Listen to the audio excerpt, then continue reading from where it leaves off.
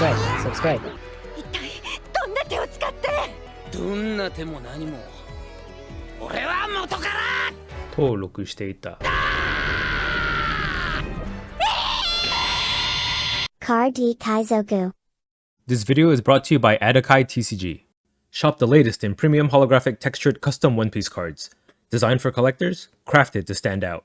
Use code Kaizoku for 15% off your next order. This video is sponsored by gumgum.gg. Discover Western OP10 lists and Eastern OP11 lists on gumgum.gg. Updated daily. Be the first to see decks for new leaders as they emerge. With over 1,000 deck lists per set, gumgum.gg has all the top strategies as soon as they drop. This video is sponsored by Card Market, Europe's largest online marketplace for trading card games. So EB02 comes out in about 2 weeks from the time that this video is going up. And with this new set being released, it's going to be a kind of same but kind of different meta, right? It's not a big shakeup, but there is going to be a brand new spanking new leader that's going to be making waves. So yeah, this set is going to add 87 new cards, with one of them being a leader that we're going to see a lot of. Made a really big splash in the East, so I would expect him to be the same in the West. Still a top meta deck in the East as well. Despite Blue Purple Luffy's dominance, the other Green Purple Luffy that is up there is still putting in good results. So yeah, I thought I would take this video as an opportunity to do another speculative tier list. Right, we did that for the beginning of OP10, especially after that ban list. We made a speculative post-ban list tier list. We made some pretty wild predictions where we thought Doflamingo was still going to be an S tier deck and that Lucci was still going to be an A tier deck despite losing cards from the ban list.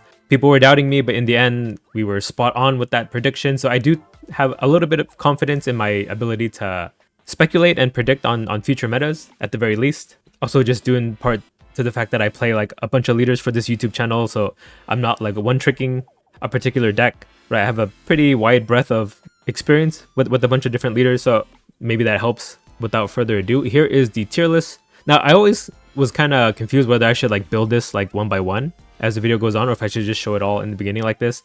Let me know what you guys prefer. But yeah, this is the entire list built out.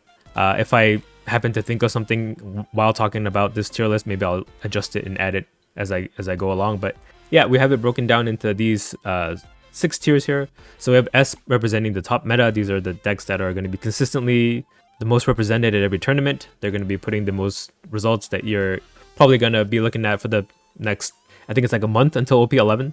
And then there's the A tier, the meta tier. This is just anything else that does really well consistently and is represented in tournament settings, but not as much as these top 4 here. And then we have the borderline. So borderline decks are decks that are like, yeah, intrinsically by the name, the borderline of meta, right? They're really strong decks. They have really good matchups into some of the top meta decks, but not all of them. They just need that extra oomph, like a buffed card or two that would set them apart from the other like cope decks and like, so yeah, these are definitely strong decks. You'll see them in top 32s, just maybe not in the top 8s as often.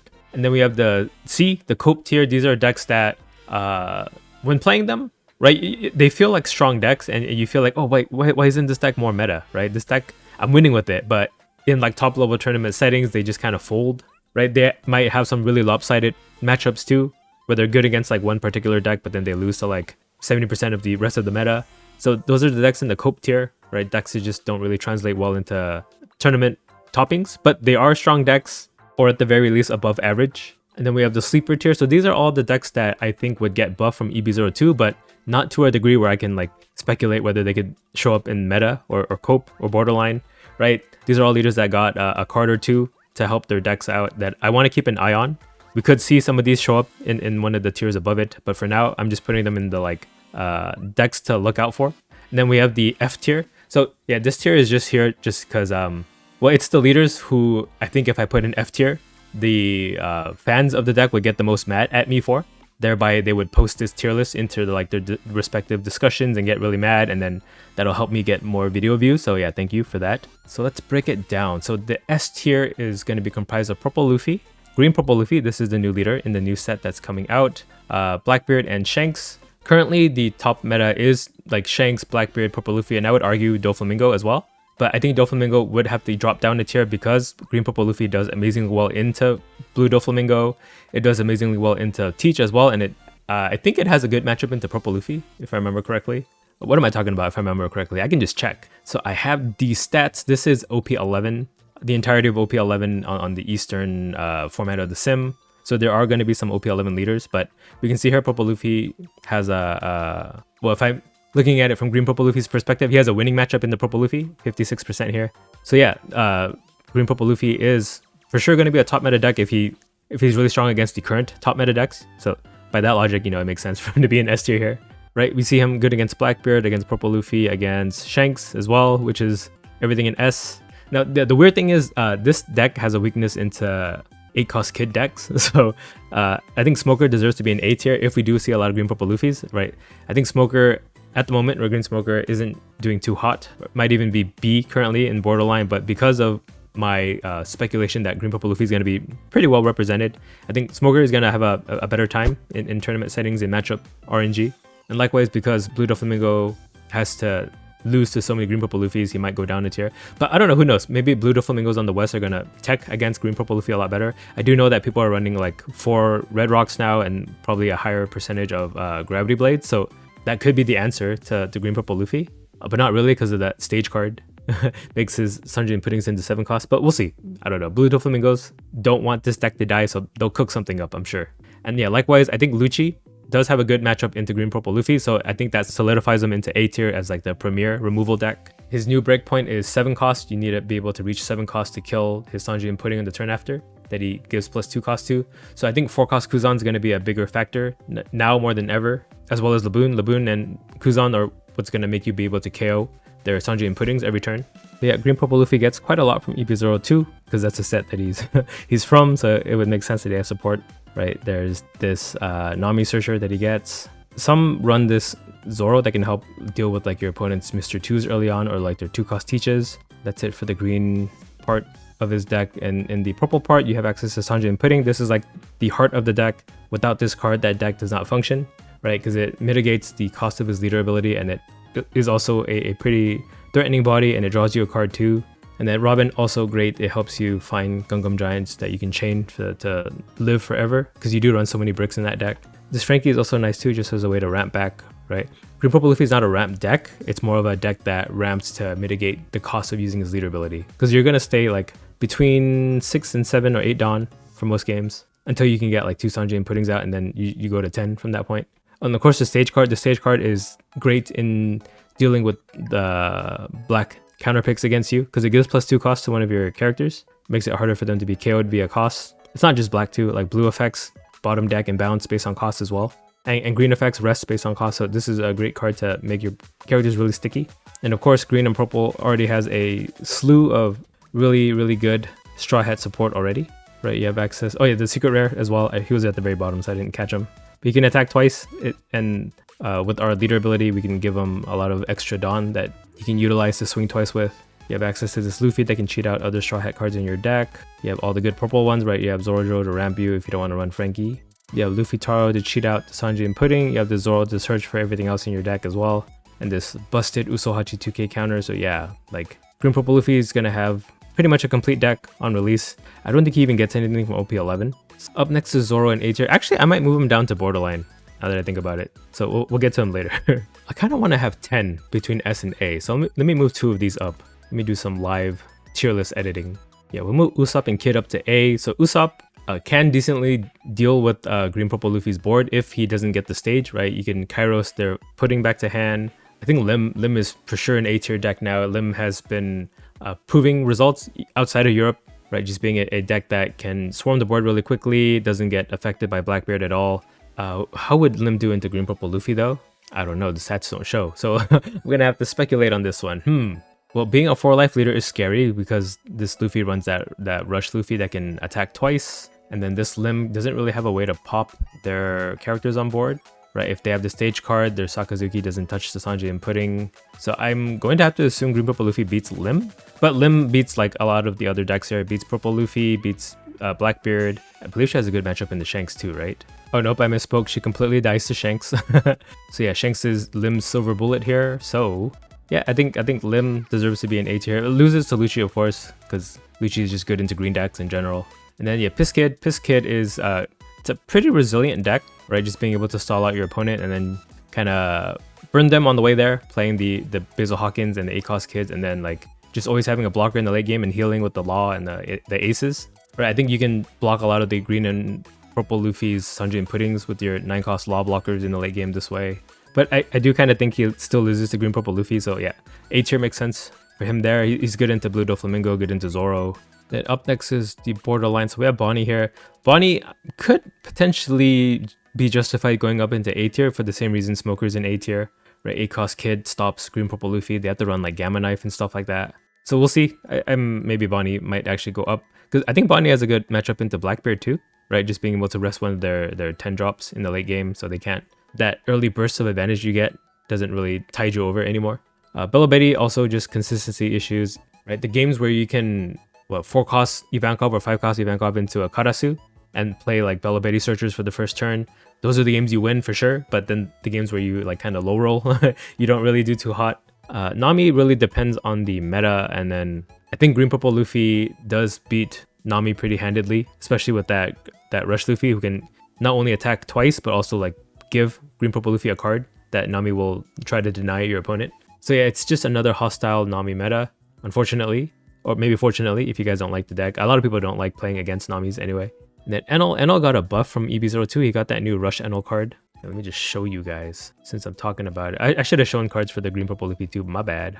I'll show you the deck list for green purple Luffy at the end of in the end of this section. So yeah, this new Enel has Rush, and it's able to heal you when he attacks, so it's not blocked out from on play. So Blackbeard cannot deny you from healing. You have a guaranteed way to heal against Blackbeard now. We did lose Kingdom Come, so that kind of makes the matchup like impossible to win now. But so yeah, this new Enel has Rush, and it's able to heal you when he attacks, so it's not blocked out from on play. So Blackbeard cannot deny you from healing. You have a guaranteed way to heal against Blackbeard now. We did lose Kingdom Come, so that kind of makes the matchup like impossible to win now. But against every other deck, we have another source of Rush and heal. Right, that's another 4 on top of the ace. Right, this one here. So I think that breathes some new life into the deck. I'll put him in B for now. And then Zoro, yeah, Zoro not doing too hot. He is like turbo aggro for sure. Right, a lot of decks can't deal with it, but a lot of the decks in the meta actually can, right? Lim has a fantastic matchup into him. Doflamingo historically is just good into Zoro decks. Lucci, playing the 4-cost Lucci pops Zoro's bodies really easily. Even Purple Luffy doesn't have a losing matchup into him anymore. Purple Luffy can just get so defensive. Green Purple Luffy is a 6k base leader. Shanks can deny one attack. Shanks can give minus 1k to attacks, and then I think that new Rush variant can attack back into the animal bodies like really well. But yeah, Blackbeard does die to Zoro still, so there's that. Oh wait, Usopp completely destroys Zoro. So yeah, because of that, Zoro might have to be relegated to borderline for now. Even though he did get like a new chopper card, right? This one here. I don't think it saves him, but it's a small buff. And then in the Cope tier, we have decks that, yeah, as we mentioned, they're strong decks in their own right. They might have been meta in like past meta games, but at the moment, just not converting too well. But they're so tricksy, right? When you're playing these decks, they make you think that they're really good until you're playing against other meta decks, and then you lose with it. So in this tier, we have Red Purple Luffy, Katakuri, Red Blue Marco, Smoker, who did get a new card, right? This Sengoku blocker. Let me filter for EB02. Sengoku blocker here can play out a 4-drop rested Navy card from your discard, but there aren't really any great options besides like a Borsalino blocker or a 3-cost Kobe. So I don't think that saves the deck at all. And then Purple Black Luffy as well. Didn't get anything new from EB02, I don't think so. Yeah, this is a deck that is probably gonna just have to wait for that new starter deck coming out. I believe it's 2 months after this. Maybe that'll make this deck meta. So hopeful for him. Same with Yamato. Yamato, for the same reason, gonna get a new starter deck soon, but at the moment, it's just like a kind of good stuff. Play aggressive green and yellow cards, right? It catches people off guard, but once people know how this Yamato deck plays, they can play around it pretty well. But also one other factor for Yamato is that there's so many versions of the Yamato deck, so you don't really know which one your opponent's gonna run. But yeah, if they catch on, if they figure it out pretty early, it's really easy to play around Yamato. And then Green Uta, we've been seeing Green Uta have some surprising performance in OB10 right now, just because I think Uta has a good matchup into Shanks, right? But I think that's about as much as Uta has going for her, right? Just being good into like the most represented deck at the moment, but that might change when Green Purple Luffy rolls around. And then Boa and Newgate are also other sleeper picks that we've seen put in some surprising results in tournaments. And then Rebecca is just kind of a worse Usopp deck, but Usopp is A tier, so like I guess the same package in a worse leader is just Cope tier at the very least. And then here are the decks that are going to get buffed from EB02. So let's go over the cards that buffed them. So Zoro and Sanji. I you get access to this 4-cost Zoro that can rest a 4-drop, and then if your opponent has 2 or more characters on board, he gets pseudo rush, so you can attack into it. Right, that's a good way to have an early body that can control your opponent's board. And he's a slash type character, so like in the current Zoro and Sanji builds that I have been testing with, it relies on like playing Mihawk into additional slash characters and then using, what's his name, like Ippomatsu or something.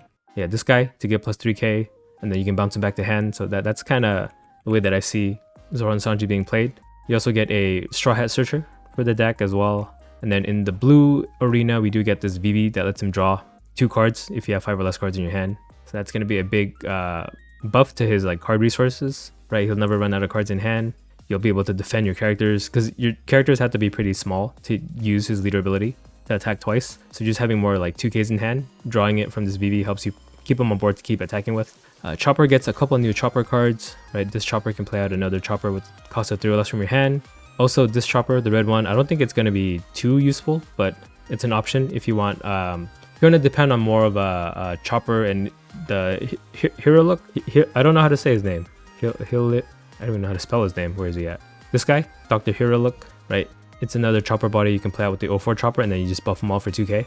And then this event is kind of nice too, right? You can give 3 of your characters plus 1k, and then this Chopper can redistribute that 3 Dawn again. So it's like you're getting 6k power for 3 Dawn.